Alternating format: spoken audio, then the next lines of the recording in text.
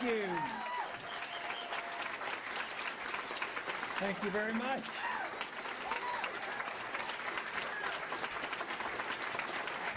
Thank you. It's so good to have you here today. Daniel, you deserve a lot of thanks. You've worked hard and you did it. You put it together. But he did get some help. He got some help from his wife, Cynthia, and a few staffers like Adam and Chris. But then there were our sponsors, our supporters who helped put it together. And then our speakers, our program, I think, has been fantastic. And, of course, the people who came, the people who are interested. And, you know, there's one thing that I've been identified with over the last 10 years, maybe, in campaigning, that a lot of young people would come out to hear my speeches. And people would say, why are they doing that? Why are they doing that? And I haven't quite figured it out yet. I'm always delighted. I'm pleased. But even when I look at a crowd like this, I can't even see anybody that's over 30. But no, we have to be young at heart in order to defend liberty. Because, you know, the principles of liberty, the whole concept is very, very young. And, you know, even the things that our founders gave us, you know, this is a fantastic thing. Of course, it's wavered a bit. There was a burst of energy and then it goes back and we lose it. But if you look at the written history of mankind, you know, whether it's the industrial age or the concept of liberty, it's very, very small. And so I think we're doing very well on it, but we have our constant challenges that go on. And of course, that was one of the motivations I had in the 1970s to run for Congress. I had been introduced to Austrian economics in the 1960s, and it turned out that they convinced me. It wasn't so much that you know, they were convincing me, as I was always under the assumption that, you know, I had put this together and I had natural thoughts, but then I thought, well, nobody's agreeing with me. But then I discovered others who I figured were a lot smarter than I was. And the people who understood Austrian economics, I said, hey, there are some smart people who agree with me. So, and that motivated me, especially since the predictions in the 1960s were that, you know, the monetary system wouldn't work. I became fascinated with the monetary system, and now I see how that intertwines with everything, whether it's the foreign policy or the welfare state or the wars or whatever. And so in 1973, I decided to run for Congress. And in Texas at that time, we had three Republican congressmen in the whole state. So it was still a very Democratic state. And I decided to run. I was trying to figure out how to run as an independent because I had an independent streak in me even at that time. And that wasn't very easy to do. But then the Republican Party heard that I was thinking about doing it, and it was that Watergate year, because it would have been 1974, the first election. So they encouraged me a whole lot to run. And politics sometimes is a fluke, because I did run and didn't do well, but then the incumbent resigned, and I was in a position of a special election, and I was elected in 1976 for the first time. I went through that several times. I had 3 different introductions to a Congress. But in 1976, when I was first elected, I remember being in Washington and being invited to be on a radio show, and it had to do with foreign policy. And of course, I had firm opinions, but I think I've worked that issue a lot more since then. But I was on a show, it was with a congressman from Texas, and his name was Richard White. And he was much into the military, and he was, you know, well known and well respected. He had been there a good while. So we were on the air, and I remember us having a mini debate, and it had to do with none other than the declaration of war. I said, why are we doing this? I mean, why did we go into, you know, into Korea and Vietnam? No declaration of war. This was starting to really bug me.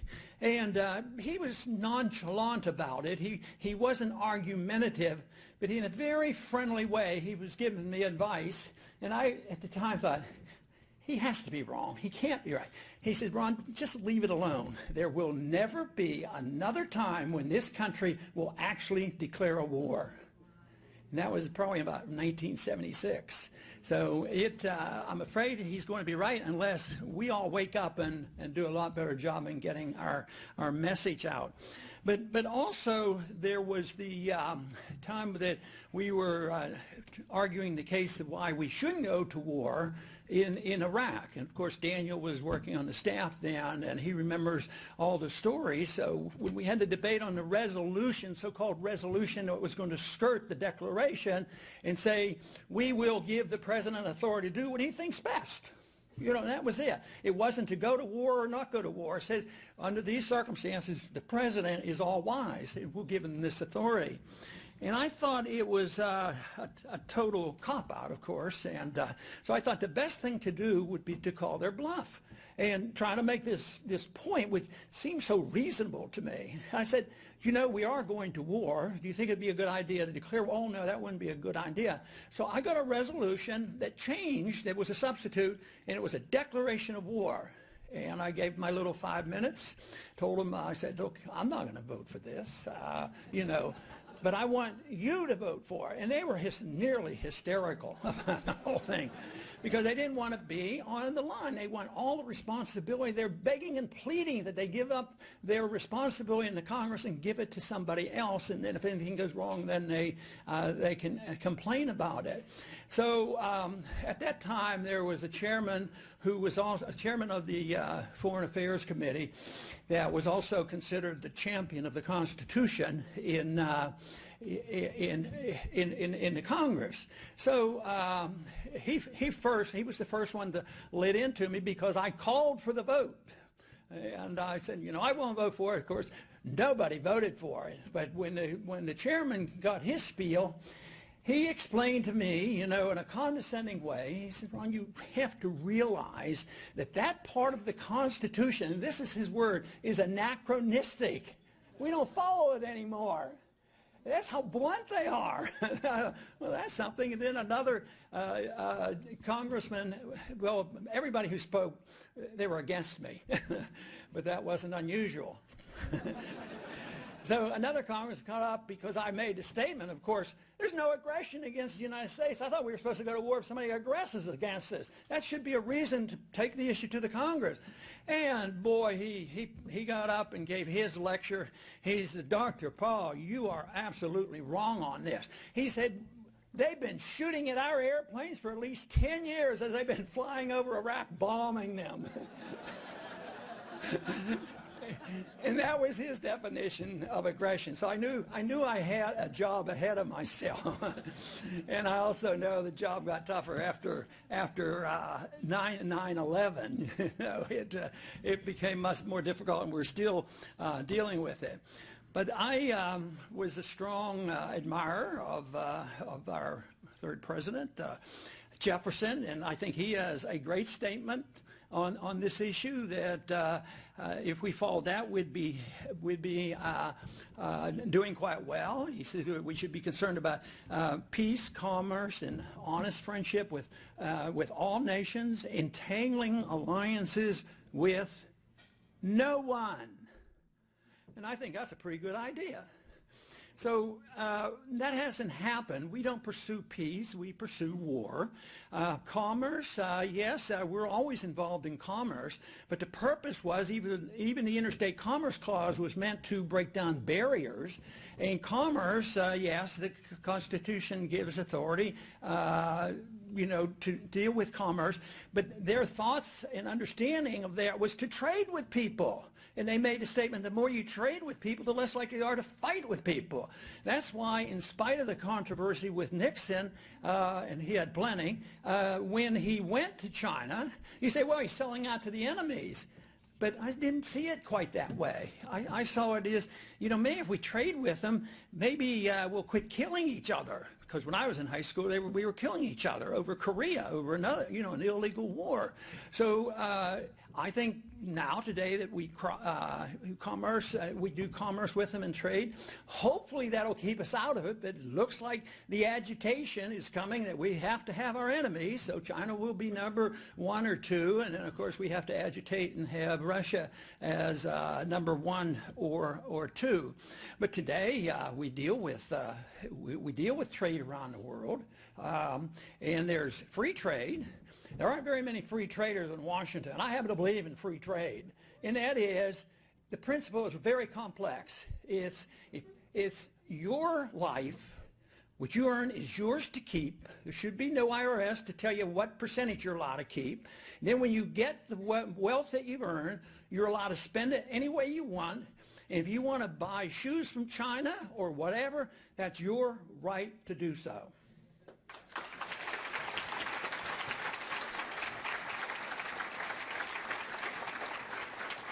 So, but we don't have that system now. Of course, we have other things. We have the revival of mercantilism. You know, in a way, we have to protect our interests. Most people thought we got rid of it completely, but no. I think we've been mercantilistic in the Middle East for a long, long time, and I think the left, who made it more popular, say it's all about oil. It was all about other things than oil, but oil was a big deal, and it is still a big deal, whether it's the drilling of oil or running pipelines, and that's why we're over there so much. So then there's another way we can talk about commerce, foreign commerce, and that is, I say I was, a true free market person because I didn't want any tariffs. Even though technically under the Constitution you can have tariffs, but the principle of free markets be no tariff.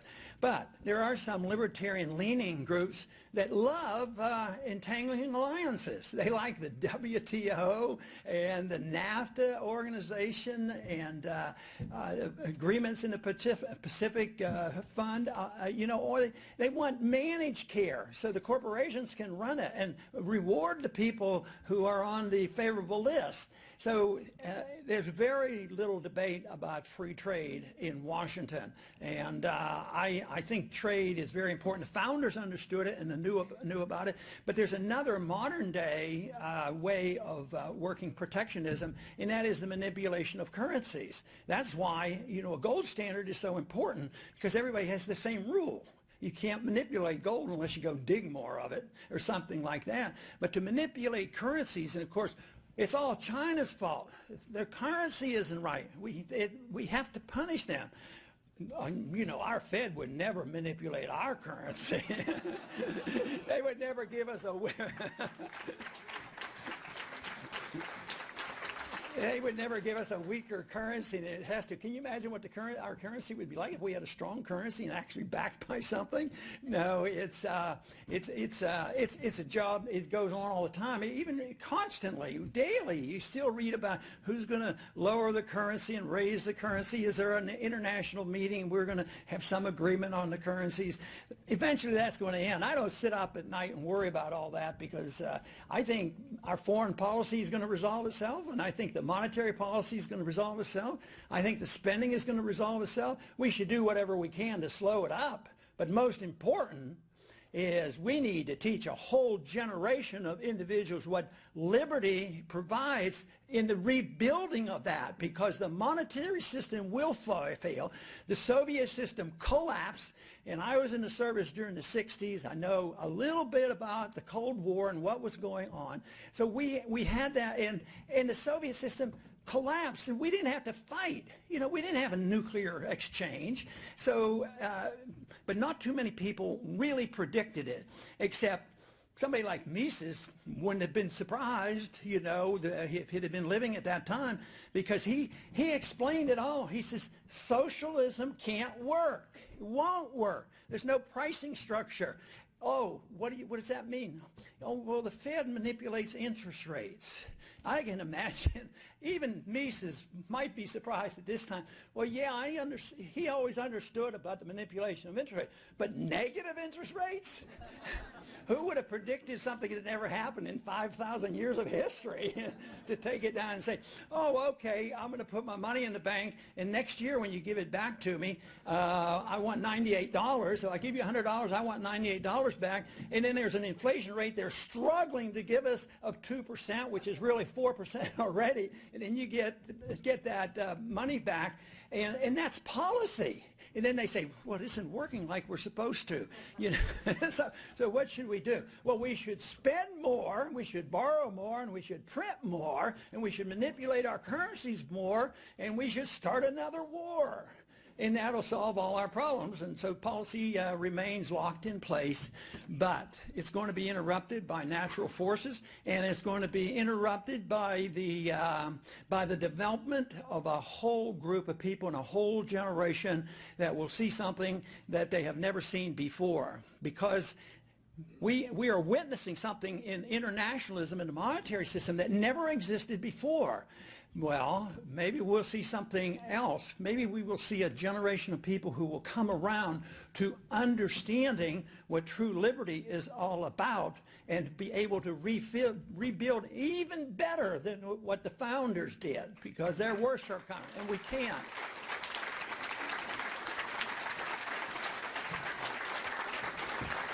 So it's not difficult for me to call myself a non-interventionist. It's hard to get everybody to probably accept my definition of it as being the proper role for our government, because they'll say, well, you have to do this, this, and this. I remember Leonard Read so well from the Foundation of Economics. He said that there's a lot of people who are for liberty and they're for it, but he says, inevitably, every one of them has a but, and but for this and that. But it's not that I think that that's the only way to go, a total non-interventionist. It's just that I think you have to have a target and you have to be able to defend it. Just like the socialists, fascists, Marxists, they know exactly what they want.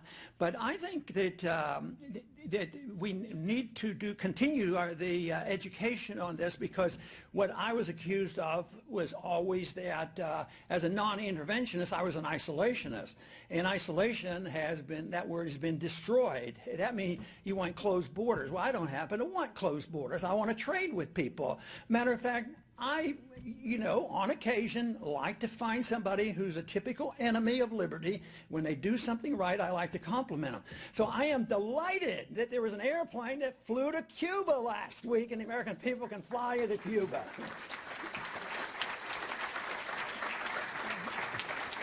So that, I think that there's a lot of good things going on, especially when I do see and talk with the young people and go into the campuses, because they're understanding what the non-aggression principle is all about, and I apply it across the board. I want non-aggression.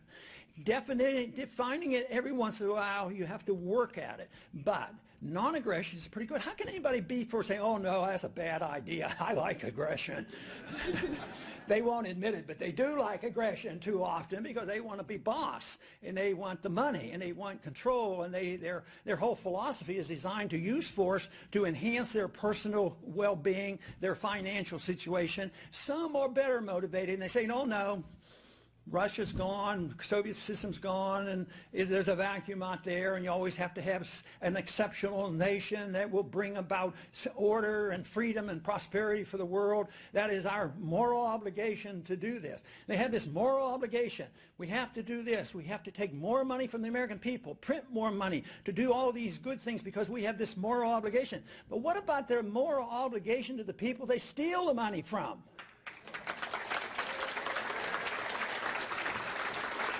And of course, that's a strong argument too, because even if they did a little bit of what they claim, it'd be a little bit different, but they don't do anything. Everything is opposite, of what they claim. Right now, when it comes to the military, every day I come up with a new story about another weapon system that doesn't work. Aircraft carriers, $13 billion, that's just a little bit. It reminds me of the Paul Krugmans, and the other Keynesians. They say when you're in trouble financially, it's worthwhile for government to give a group of people money and a shovel, and their job is to dig a hole. And then have another group, they just get a shovel and they get money to fill up the hole. That will have an economic benefit because they'll have to spend this money somewhere. But they never measure the cost of doing this. You know, what was the cost and what did they have to give up for?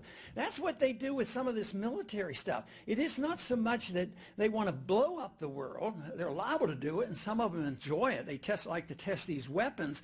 But you take the Ford aircraft carrier. That's $13 billion. And the other day, it looks like somebody was pestering the financial people in Washington. They were able to find out the amount of tax dollars that go to the bonuses of Boeing. And sometimes they don't do so well for the taxpayer either, and they have these problems and they have their failures. There were $2 billion worth of bonuses that was kept secret up until just recently. But then again, you say, well, what about all that wonderful technology that the American people now own on the F-35? This is great stuff, you know. But they never quit. They never quit, and some of them truly believe that it is a stimulant. They're military Keynesians and there's liberal Keynesians. You know, it's a stimulant to the economy. Never asking that precious question that we should ask: instead of what? Instead of what? Every time they say they do something good, what didn't get done, and what was the cost to liberty?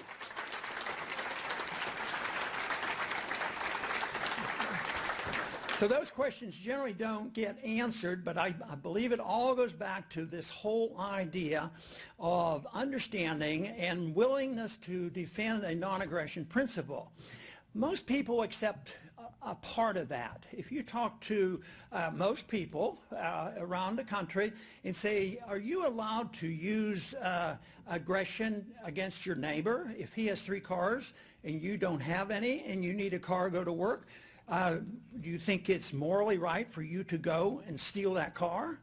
Oh, no, that wouldn't be right. That's wrong. But it's morally right to hire the congressman and the lobbyists and get your laws passed to steal more from the people who worked hard in order for them to take it, and they don't see that as aggression. You know, it's one step removed, and they put blinders on, and they say, well, the government's, if the government does it, it must be moral, it must be okay. But the tide is turning. 68% of the American people don't even believe the government anymore.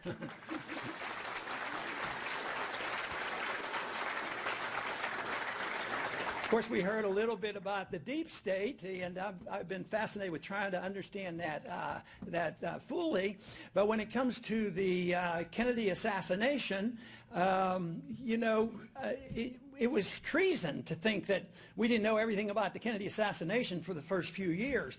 Now it's probably 75% of the people, they don't believe that. That's good that they don't believe the government. People ask me about, well, the 9/11 investigation, all these investigations, are you for, reopening these? Well, if the government's going to do it, I'm not sure I want them to do it again, because all these investigations, these commissions, I believe 99% are not looking for honest answers and the truth. They're looking for cover-up. They're looking to cover up their connivance or mistakes that they made.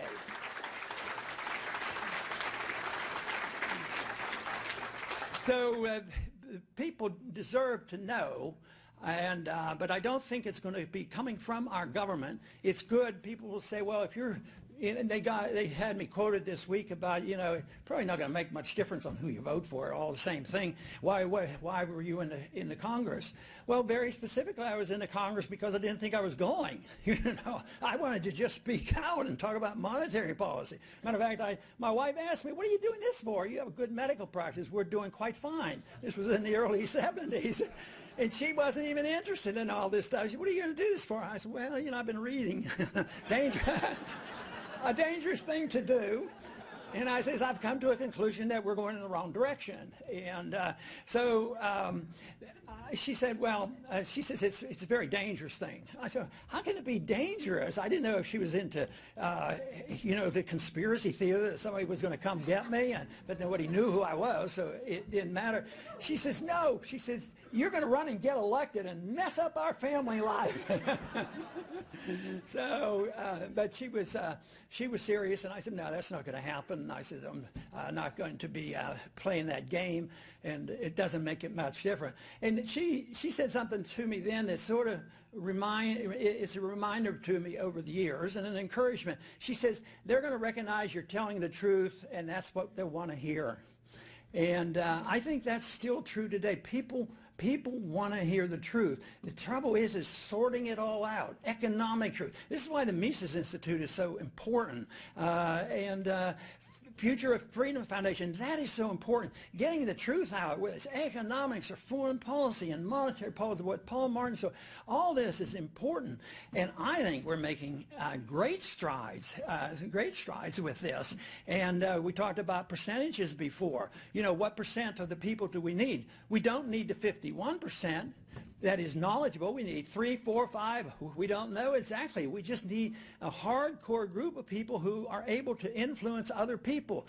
Today, it's more available to us than any time in history to circumvent the people who own the, the propaganda machines. Because in spite of all the shortcomings, and the more I read about the internet and Google and a few other these things, it's not as free as we would like it to be, but there's still a lot of freedom to get messages out. And if nothing else, what we can do is we can get people together like that. And Colonel Wilkerson, he goes and talks to these people every month or every week, and he gets good reception. So, and it's good stuff. Sometimes the stuff on the internet is pretty superficial, but it still is able to reach people. So I am so pleased that so many that I've talked to will tune in to the Ron Paul Liberty Report. And of course, Daniel's with me on that, and we have a lot of people doing that. And I think if you do, and you can encourage other people to do it and share that, you know, a crowd like this, Daniel, do we have 100 here today, or how many we have? 300 or so, 300 more. If each person did that, if you think the program is worthwhile, you know, and you share it with your friends, this could be a real boost to us, because our numbers are decent, but compared, well, it's lately, if you compare it to some TV stations, we're not doing too badly, you know. But anyway, it's available to us. But the most important thing, I think, is education. Is to understand what non-aggression is, what the foreign policy ought to be, what the monetary policy ought to be, and be able and learn how to couch this in terms of humanitarianism, you know, in that there is a concern for people. I think that is important, because libertarians get painted as certain people. They don't care, they have no compassion, they don't care about people, and some don't. But if you're a true libertarian, I don't even care, because you're not hurting people, you know, if you come across as non-compassionate. But if you're in a business of spreading ideas, you better express a concern for the people. And I think when our views are presented that way, I often have been baffled over the fact that we have a philosophy based on a moral principle of individual rights, non-aggression and peace, prosperity and no war. Why aren't we doing a lot better? How can anybody argue against us? And it has to do with our ability to deliver this message. And that, of course, can be delivered so much better when you're familiar. And that's why I was so pleased with all our speakers today. I thought it was fantastic how they have been.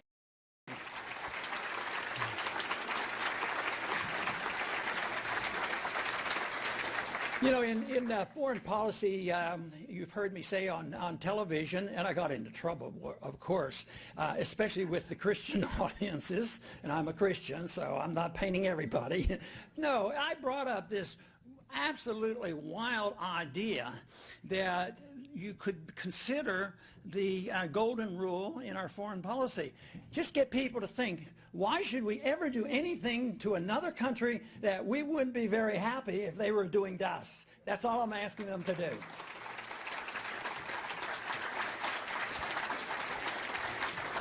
You know, foreign policy becomes difficult because there's a lot of bad people out there. But if aggression and interference helped, it'd be a different story. But it isn't. But the other reason why we should have an easy time selling our message of individual liberty is, for my sake, for my belief, it's so positive. You know, we're talking about diversity and bringing people together and non-conflicts, and the people aren't doing the right thing, so we're going to force people to go here and go there and buy this and use this kind of language. You know, it's just, you know, so horrible on what's going on. But the people know, you know, that things are changing, you know, for the better, and that is what I think we should do. But on the issue of personal liberty, I find this is difficult for a lot of conservatives because, you know, conservatives, you know, want people to have certain lifestyles and behave themselves and not say bad words and not read the wrong books and all these other things, and yet. And sometimes they don't. They want to tell you what you can smoke and drink and everything else. But, you know, I try to explain that with, like, the First Amendment. Of course, the First Amendment is being challenged today. But the First Amendment was meant to be able to freely say controversial things and to criticize our government. That's what the First Amendment should be all about. And I tell people, the First Amendment is not designed for us to talk about the weather.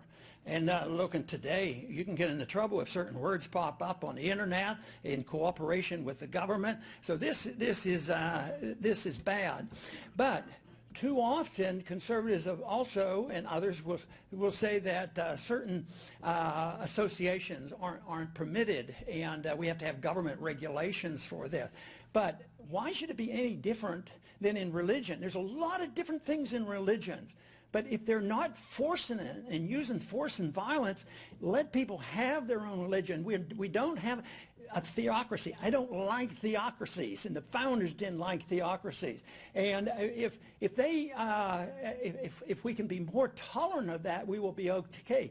Actually, and then when it comes to handling of private property, so that there's never any discrimination, people don't understand that freedom gives you a right to be a real creep.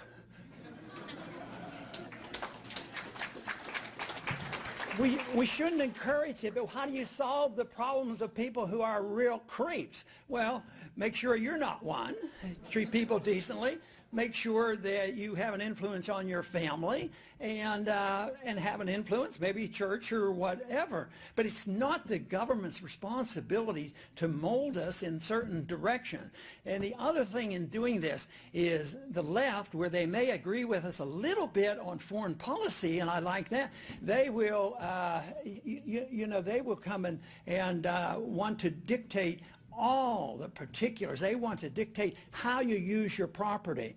You know, on this immigration and migrants now coming in, it bothers me to no end that the president can wave a wand and say 10,000 immigrants that we created with our wars over in Syria, we're going to put them here, here, and here. Well, that's rather annoying, and give them $25,000 per family. You know, that to me is just absurd. And I'm really pretty lenient, and I've written, I did something last week on what I think we should do with immigration. And I happen to believe, I don't like fences. That doesn't sound very libertarian to me. And I don't think we're round up people.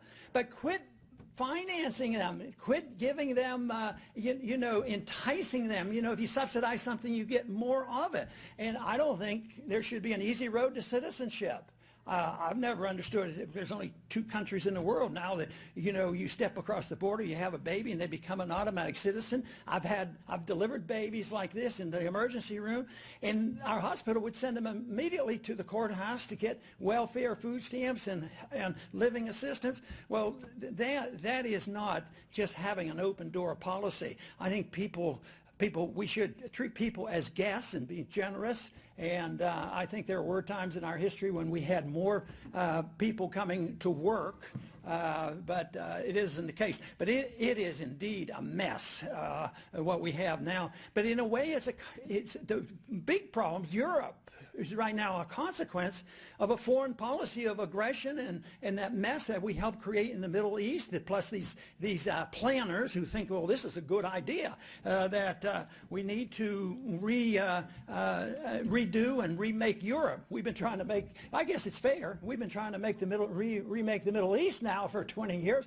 so maybe they think they're going to remake Europe now and send people up there. But in this country, I think that if we follow these principles, nobody should be a threat to us. But they have to accept this principle that they won't commit aggression and that they can keep what they earn and encourage them to do it. And even if they're not as generous as you think they should be, even if they don't go to the church you think they should be, even if they don't use the same language, you know, as long as they're not a threat to anybody, they say, yeah, well, they might make a lot of money. Well, if he does it honestly, who's he helping? He has to create jobs for this. And you know, a lot of people during this recent campaign, a lot of people would ask me, well, are Bernie Sanders supporters the same as your supporters? Well, some of them might be similar in age, but but some of them, because they were just moving into politics and understanding this, there was some overlap, but there shouldn't be once they have this understanding. But what I do tell, you know, when I lecture at the college, I make it a big point that being wealthy is not a detriment. Wealth, if it's honestly earned, and you didn't get it from the government, it wasn't a government monopoly, it wasn't a military-industrial complex, you didn't get it because you had a high-powered lobbyist that went and got the rules changed, that's different. But if you can produce a product that made you very, very wealthy because you made a good product, the customers liked, and the price kept going down. Most of them do that. The price goes down when they're producing a good product. You have to separate that too. So you don't want to condemn wealth. What you want to do is condemn government-directed wealth, where it just, all that does is feeds on itself. More and more individuals participating in the process. But system today, I think, is on its last legs. The monetary system will end. I think there will be a calamity, whether it's next month or next year, but it will come. There has to be an adjustment. We live in dangerous economic times. This bubble is so big and it's so distorted. Just think, when interest rates are altered, it makes people do dumb things economically. And I know in Mises in Human Action, he wanted to downplay the people who wanted to modify it and said, well, what would hurt 1% or so? He argued that even 1% distortion of the money supply and the interest rates would create a bubble. And that is why what we have today is huge. We cannot sustain it. The breaking point will be when the world rejects the dollar, because we have a free ride. We get to print the money, run up the debt, and give the people anything they want. And it's not China's fault. It's not Russia's fault. It's not Castro's fault. It's our policies that are at fault. And when that time comes, and they reject our dollars, because they do us a big favor. China's pretty friendly to us when it comes to what we need. Yeah, sell us your junk or whatever it is they sell us for peanuts, and we'll give you this paper money to the tune of trillions of dollars, and you buy our treasury bills and finance our whole system that's out of control. And so that, you can't blame the Chinese. But I think the Chinese are lightening up. I think other countries are lightening up. There's signs that there's less purchases of the treasury bills. And I think when push comes to shove, it's going to be rapid. There'll be a rush to the exit. And that is unpredictable. It's one thing about Austrian economics. You may know the trends, but you don't know what's going to precipitate it. You know, when we have these events, they shake things up. But I think there will be a loss of confidence. The dollar will be dethroned, and something will replace it. Hopefully we'll have enough sense to use something of real value. But one thing for certain, we as a country have lived way beyond our means, and we will be destined to live beneath our means. Now, somebody said, sounds to me, Ron, like you're going to have to tell us who's going to have to sacrifice.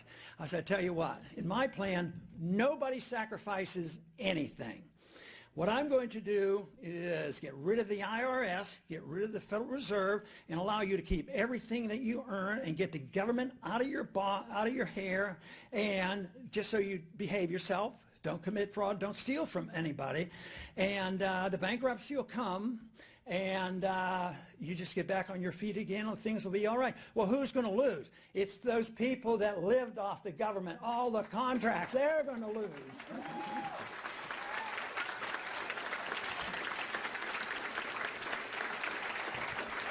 And they will deserve it. But if you get your liberty back, you don't have to have a sacrifice for that. And this idea of soldiers having lost their legs and sacrifice, that was an interesting story that Colonel Wilkerson told. It tears me up, I tell you.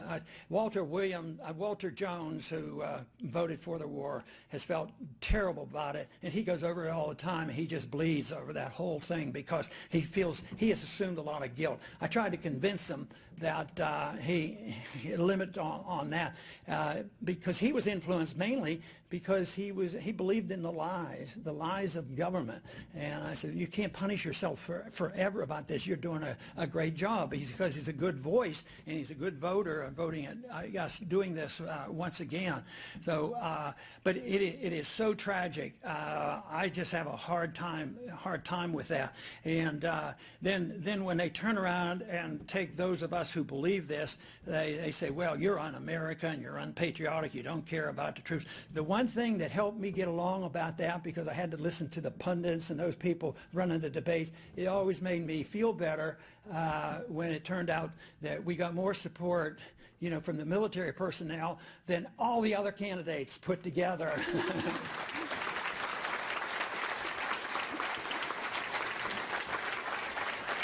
Now, I'm going to tell one little short story because it's political and you probably have heard it, and that has to do, I think, with probably one of the first debates that we were in, and the subject of blowback came up, and I made a statement that blowback, you know, there's a cause to blowback, you know, and I threw it out. And then there was this former mayor of New York that decided he would challenge me on this, and we went back and forth on it, but still, I still think the blowback issue is a big issue because we're told that we're over there protecting our Constitution, protecting our security. That is so much lies. It's pitiful that they can get away with that. And we actually, you know, people believe that it's fighting for our freedoms to go over there.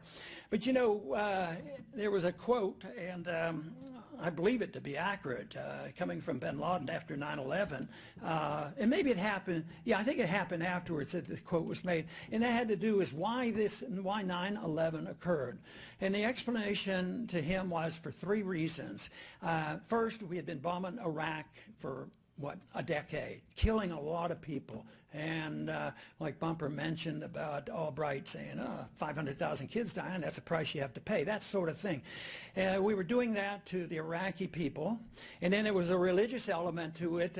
We actually stationed soldiers, military personnel, on the Arabian Peninsula in Saudi Arabia, and that our foreign policy was designed to be detrimental to the Palestinians, and it upset them a bit, and they wanted to get our attention. Now, if you don't even consider that and say, oh no, we have to spread our goodness, our exceptionalism, we have to spread democracy and our way of life, well, they might be spreading some of our election activities here because, believe me, I can list a few elections here that have been exactly honest in this country. So there's every reason in the world that information is the most important thing. And this is one of the reasons why when Daniel came to me and asked me about this organization, I said, yeah, we should do this because we did have some momentum and we wanted to keep it going. And, you know, when we started the planning, I said, well, Daniel, both of us were skeptics. We were fearful and very conservative. And we said, well, what if nobody comes? And he says, I said, well, what do you think we have to get to make it at least decent? He said, well, we have to get at least 80 people. That's the room we can get. Well, he kept 80 was right in here, and then we got that room, then we got 2 more rooms there, and ended up with 300 people. So there were a lot more of you out there, and the fact that you came is a great deal of encouragement to us. I thank you very much for the support that you have given us today, plus the Institute, over the years, and we can always feel good about your encouragement, and thank you very much for being here today.